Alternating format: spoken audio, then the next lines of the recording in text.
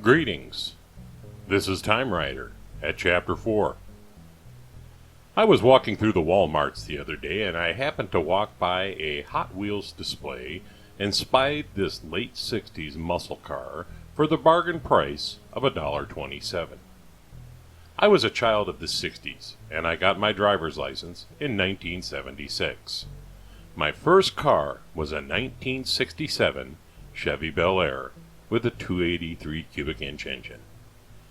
I spent the next 6 years driving downhill all of the time, in cars something like this one. They were originally owned by parents and grandparents, but had the benefit of a small block Chevy engine.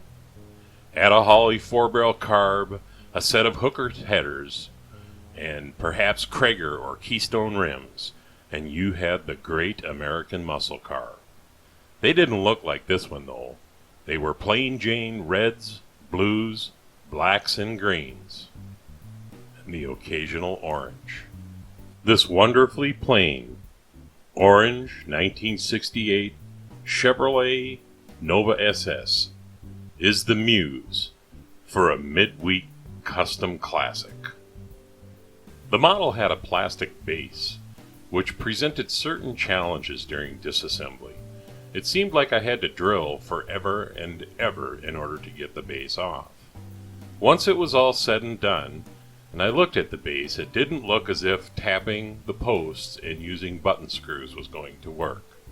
So I made the decision to just epoxy it back together once I was done with this custom creation. Removing the paint also proved to be an interesting proposition. First, I tried my old faithful citrus stripper, which did very little.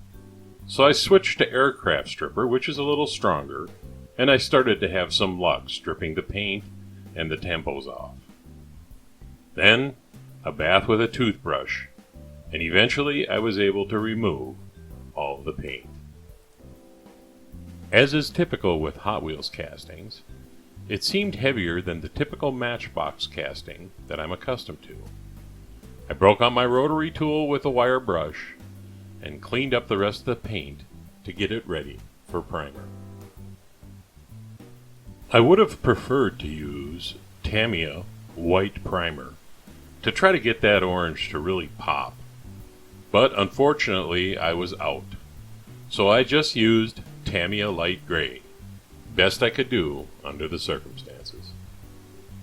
Using Tamiya X7 red as a base and mixing in a generous portion of Tamiya X8 lemon yellow to create my orange, using a single action airbrush, I applied several layers of paint.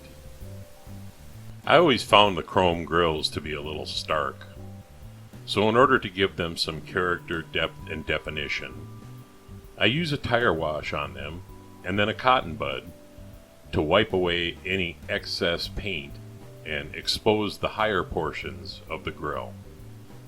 I do this on both the front and the back of the model. I think it creates a more realistic look for the grill. I used a chrome pen to highlight the door handles and the hood pins, and a toothpick to fill in the marker lights and the turn signals, tail lights, and reverse lights. And then I added 3 coats of Tamiya TS13 Clear to give the finish some luster. There wasn't a whole lot to this model. Only 4 pieces. And they were all new. So I didn't have to clean up a scratched windshield. So really, I just had to drop the pieces into the body. And I mixed up some 5-minute epoxy. And I snapped the plastic base piece onto the car and used the epoxy on the posts in order to put the model back together.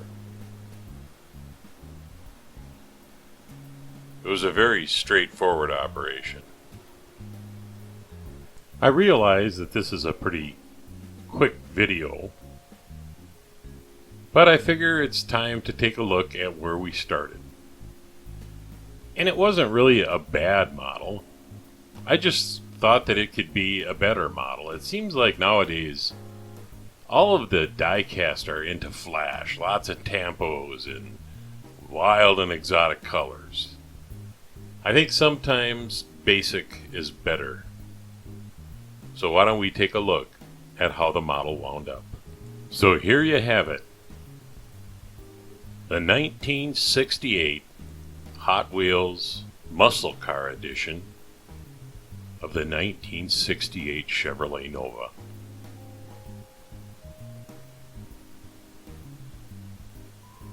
The very look of it takes me back.